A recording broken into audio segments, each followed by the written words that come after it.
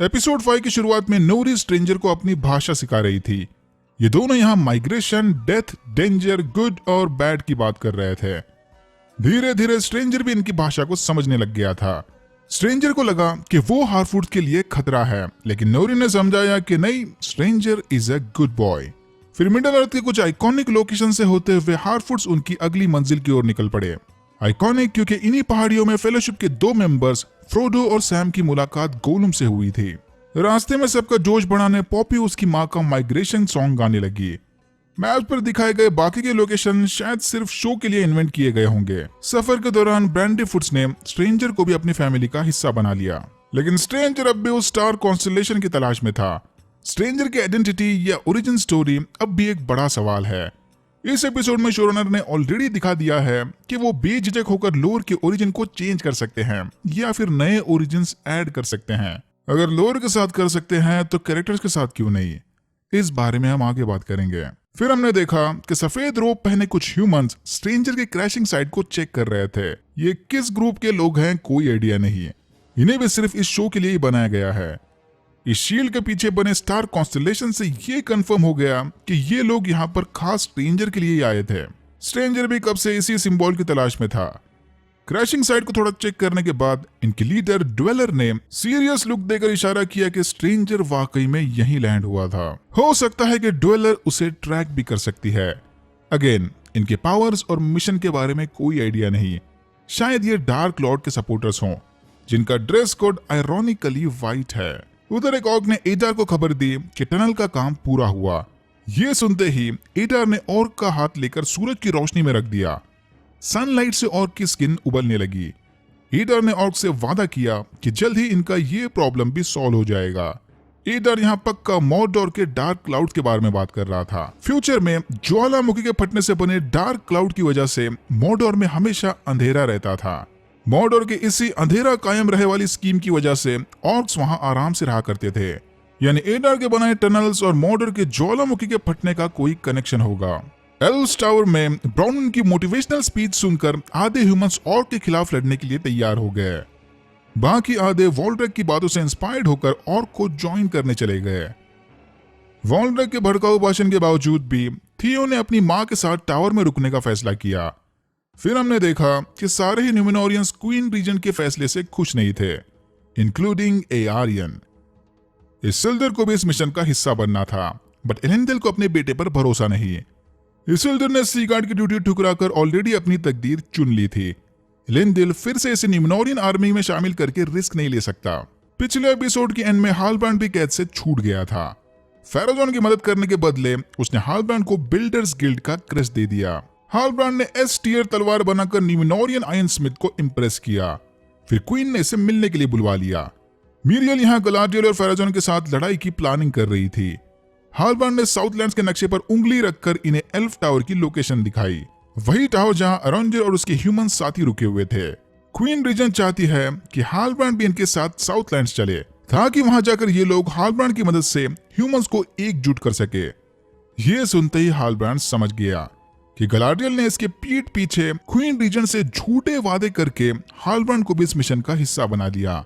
हालब्रांड ने गलाडियल को साफ साफ बता दिया कि उसे इस मिशन का हिस्सा बनने में कोई इंटरेस्ट नहीं। ये रखो मेरा फैमिली क्रेस्ट और मिडल अर्थ जाकर किसी और को ह्यूमंस का राजा बना देना। हालब्रांड को ये एटीट्यूड देखकर गलाडियल काफी गुस्सा हुई या फिर वो काफी खुश थी, आई डोंट नो। इसके एक्सप्रेशन से सिचुएशन पढ़ना ऑलमोस्ट इम्पॉसिबल है। खाना बदोशी करते करते हार्फूड्स इस बंजर जंगल में चले आए, जहाँ के ट्रीज मानो किसी इविल शक्ति की वजह से सड़ने लगे थे। मानो को लगता है कि शायद इनको ये बैड लक स्ट्रेंजर की वजह से लगा है, एक तरह की निशानी कि उस बंदे से छुटकारा पालो। मालवा चाहती है कि सैडॉग स्ट्रेंजर के साथ साथ ब्रैंडी फुट फैमिली को भी कबीले से बाहर निकाल दे। ये हार्फूड्स भी अब धीरे धीरे अपना असली रंग दिखाने लग गए। तभी नोरी और पॉपी के ऊपर कुछ वुल्व्स ने हमला कर दिया, लेकिन स्ट्रेंजर ने अपने मैजिकल पावर्स की मदद से वुल्व्स को उड़ाकर भगा दिया। अचानक से इतने पावर यूज करने की वजह से स्ट्रेंजर का हाथ बुरी तरह से जख्मी हो गया। उधर न्यूमेनोर में एलेंडल कुछ नौसीखे सोल्जर्स को ट्रेनिंग दे रहा था, तभी गलाडियल ट्रेनिंग ग्राउंड में उतर गई। जो भी गलाडियल को जख्मी करने में कामयाब हुआ, उसे एलेंडल सीधा लेफ्टिनेंट बना देगा। ये देखकर ढेर सारे नौसीखे सोल्जर्स गलाडियल से लड़ने उतर गए। एज एक्सपेक्टेड गलाडियल ने सिंगल हैंडेडली सबको धूल चटा दी। लेकिन इस लड़ाई में वलांडिल गलाडियल का ड्रेस काटने में कामयाब हो गया। अपेरेंटली ये भी बहुत बड़ी बात है। तो एलेंडिल ने वलांडिल को लेफ्टिनेंट बना दिया। यहीं पर हॉलब्रांड ने भी थोड़े शॉर्ट स्किल्स का डेमो दिया, जिसे देखकर गलाडियल काफी इंप्रेस थी। आई नो कि ये पूरा का पूरा सीन थोड़ा क्रिंजी था, बट चलता है। एआरियन के कहने पर केमेन फेराजोन से बात करने चला गया। पक्का इन दोनों के बीच कुछ चल रहा है। एनीवेज, केमेन चाहता है कि फेराजोन अपनी आवाज उठाकर मीरियल को एल्फ की मदद करने से रोक ले। ऐसे ही चलता रहा तो धीरे धीरे फेराजोन के साथ सारी न्यूमिनोरियंस एल्फ्स के ऑर्डर सुनने लग जाएंगे। ये सुनते ही फेराजोन की सटक गई। उसने केमेन को समझाया कि फेराजोन के मिडिल अर्थ जाने के पीछे भी जबरदस्त पॉलिटिक्स है। अगर न्यूमिनोरियंस ने साउथलैंड जाकर ह्यूमंस की मदद की तो उनका नया राजा मे बी हालब्रांड हमेशा न्यूमिनोरियंस का कर्जदार रहेगा। न्यूमिनोरियंस आगे इसी एहसान को बिजनेस और ट्रेडिंग के लिए यूज करेंगे, इंडिकेटिंग कि फेराजोन सीक्रेटली अपनी अलग ही प्लानिंग कर रहा था। फिर मीरियल को टार पलांटिन ने वार्निंग दी कि उसे मिडिल अर्थ नहीं जाना चाहिए, क्योंकि वहां बस डार्कनेस उसका इंतजार कर रही है। स्ट्रेंजर पानी में हाथ डालकर अपने हाथ का इलाज कर रहा था। स्ट्रेंजर के कोई मंत्र पढ़ते ही उसका हाथ बर्फ में जमने लगा। ये देखकर नूरी ने उसका हाथ पकड़ लिया। फिर उस बर्फ ने नूरी को भी जकड़ लिया। तभी एक क्रैश लैंडिंग वाले फ्लैशबैक सीन के बाद स्ट्रेंजर की बॉडी से निकली एनर्जी ने नूरी को उड़ाकर फेंक दिया। ये देखकर नूरी डर के मारे वहां से भाग गई। स्ट्रेंजर के आसपास बने पेड़ उसकी ओर झुकने लगे थे। लिंडन में डूरिन एल्फ्स के साथ बैठा डिनर कर रहा था। यहाँ गिलगैलेड और डूरिन के बीच मिथरील को लेकर इनडायरेक्ट अनबन छिड़ गई। डूरिन का शक बिल्कुल सही निकला। गिलगैलेड को मिथरील की भनक लग गई थी। फिर टॉपिक चेंज करने डूरिन ने एल्फ्स के डिनर टेबल को डॉर्स का सीक्रेट स्टोन बताया कि डॉर्स इस पवित्र पत्थर को सिर्फ मरे हुए पूर्वजों की याद में यूज करते हैं। यह सुनते ही गिलगैलेड ने उससे माफी मांगी और डिनर टेबल टॉप डूरिन के हवाले कर दिया ताकि डॉर्स इस टेबल का सही इस्तेमाल कर सके। डिनर के बाद एल्रॉन्ड गिलगैलेड से बातचीत करने रुक गया और यहीं पर हमें मिथरील की नई ओरिजिन स्टोरी पता चली। एपिसोड 5 का वही बड़ा चेंज जिसके बारे में हम पहले बात कर रहे थे। बुक्स में मिथरील की कोई ओरिजिन स्टोरी नहीं है। तो इस शो के मुताबिक फ्योनोर के बनाए सिलमेरिस में से एक ज्वेल हिताइग्रिल पहाड़ियों के किसी ट्री में छुपा था। एक जाबाज एल्फ ने अपनी पूरी पावर और लाइट लगाकर मॉर्गोथ के बैलरॉक से उस ट्री की हिफाजत की।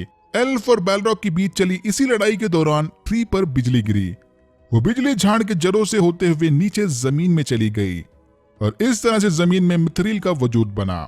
फ्योनोर ने टोटल 3 सिलमेरिल्स बनाए थे। अब उन 3 सिलमेरिल्स में से कौन सा ज्वेल इस ट्री में था वो अभी नहीं पता, क्योंकि ट्री में छुपे सिलमेरिल्स की कहानी बुक्स में कहीं नहीं है। मे बी शो वाले फ्योनोर ने 4 ज्वेल्स बनाए होंगे, क्या पता। फिर गिलगैलेड एल्रॉन्ड को उनका पवित्र पेड़ दिखाने ले गया। गलाडियल के जाने से पहले ही वो सेक्रेट ट्री अंदर से सड़ने लग गया था। गिलगैलेड को लगा था कि शायद गलाडियल की फौज को वैलिनोर भेजने से इस ट्री का सड़ना रुक जाएगा, बट ऐसा नहीं हुआ। गिलगैलेड के बाद में समझ आया कि इस ट्री का सड़ना सीधा मिथरील के साथ कनेक्टेड है। एल्डर लाइट के धीरे धीरे कम होने की वजह से इनके सेक्रेट ट्रीज सड़ने लगे थे। एल्डर लाइट को फिर से रिस्टोर करने एल्व्स को मिथरील की जरूरत है। एल्रॉन्ड को बस इतना ही बताना था कि डॉर्स ने मिथरील की खोज की है कि नहीं, लेकिन एल्रॉन्ड ने गिलगैलेड को बताया कि चाहे कुछ भी हो जाए वो डूरिन को दी शपथ नहीं तोड़ने वाला। वलांडिल ने इसिल्डर को 2 पंच मारकर उसके साथ पैचअप कर लिया। इसिल्डर चाहता है कि वलांडिल सेटिंग लगाकर उसे भी मिशन का हिस्सा बना ले, लेकिन एलेंडल की तरह ही वलांडिल को भी इसिल्डर पर भरोसा नहीं था। फिर इसिल्डर चुपके से जाकर न्यूमिनोरियंस की शिप में छुप गया।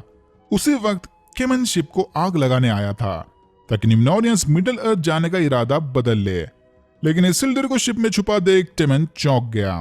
फिर इन दोनों के बीच चली हाथापाई में शिप को आग लग गई। धमाके से पहले इसिल्डर किसी तरह टेमन को खींचकर किनारे तक ले आया। फिर इन दोनों ने झूठी कहानी बनाकर एलेंडिल को फंसा लिया। इसिल्डर के इस हेरोइक बर्ताव को देखकर एलेंडिल काफी इंप्रेस हुआ। कैलिब्रिम्बर ने एल्रॉन्ड को बताया कि सिर्फ ढेर सारे मिथरील को इकट्ठा करके ही ये एल्व्स के फ्यूचर को बचा सकते हैं। यानी कैलिब्रिम्बर को शुरू से ही गिलगैलेड के असली प्लान के बारे में पता था। कैलिब्रिम्बर को एल्रॉन्ड से मिथरील के बारे में पता चला और अब पक्का जाकर ये खबर गिलगैलेड को देगा। यानी इसका मतलब एल्रॉन्ड की शपथ शायद टूट गई। वैसे भी उसके पास दूसरा ऑप्शन ही क्या था। कैलिब्रिम्बर ने एल्रॉन्ड को मोटिवेट करते हुए कहा कि जिस दिन उसके पापा यानी इयरिंडल गॉड्स को लड़ाई के लिए कन्विंस करने वैलिनोर गए थे, उस टाइम कैलिब्रिम्बोर भी वहीं मौजूद था। किसी को नहीं लगा था कि एरेंडल जैसा मॉर्टल मैन वेलास को कन्विंस कर सकता है, लेकिन एरेंडल को खुद पर पूरा भरोसा था कि बस वही एक है जो ये काम कर सकता था। एल्रॉन्ड को भी अब थोड़ा स्टेप अप करके अपने लोगों के बारे में सोचना चाहिए। दूसरी तरफ गलाडियल हालब्रांड से माफी मांगकर उसे फुसलाने चली गई। गलाडियल को अब धीरे धीरे समझ आ गया कि डार्कनेस से लड़ते लड़ते उसके अंदर भी डार्कनेस बढ़ती जा रही थी। गलाडियल के भाई ने उसे एक सलाह दी थी कि डार्कनेस को करीब से महसूस करने के बाद ही आपको लाइट और डार्क के बीच का असली मतलब समझ आता है। इसे शायद फाइनली रियलाइज हो गया कि हमेशा गुस्से वाला एटीट्यूड दिखाकर काम नहीं चलने वाला। हालब्रांड गलाडियल के फीलिंग्स को समझ सकता है, क्योंकि यहाँ आने से पहले इसने भी बहुत सारे डार्क कांड किए थे। इसी सीन के दौरान पैरेलली हमने साउथलैंड्स के आधे ह्यूमंस को एडार के आगे झुकते देखा। यहाँ मुझे लगा कि शायद ये किसी तरह के मल्टीपल टाइमलाइंस का हिंट होगा, यानी इनमें से झुकने वाला ही कोई ह्यूमन शायद हालब्रांड का यंग वर्जन था। लेकिन स्ट्रेंजर के आसमान से गिरते वक्त मीटियोर को सबने एक साथ देखा था, यानी सारे कैरेक्टर्स की स्टोरी सेम टाइमलाइन में चली है। वॉल्ड्रेक चापलूसी करने एडार को साउरॉन कहकर पुकारने लगा। ये सुनते ही एडार ने उसे गुस्से में जमीन पर पटक दिया।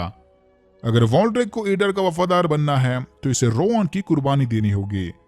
डार्क साइड की वफादारी खून की डिमांड करती है। वॉल्ड्रेक ने शायद ऑफ स्क्रीन रोआन को मार दिया। एरोंडिर थियो को तीरबाजी सिखा रहा था, तभी उसने एरोंडिर को उस डार्क ब्लेड के बारे में बताया।